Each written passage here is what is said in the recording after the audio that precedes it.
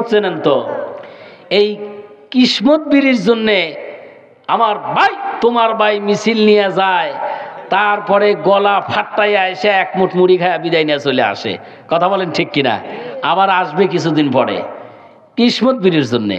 পাগল, আমার ভাই তোমার ভাই, আমার ভাইয়ের চরিত্র বাপ দাঁড়াইছে, বাপ ভোটে দাঁড়াইছে, বেটা বলতেছে আমার ভাইয়ের চরিত্র ফুলের মতো পবিত্র, জীবনে পায়খানা করে পানিই নেয় না।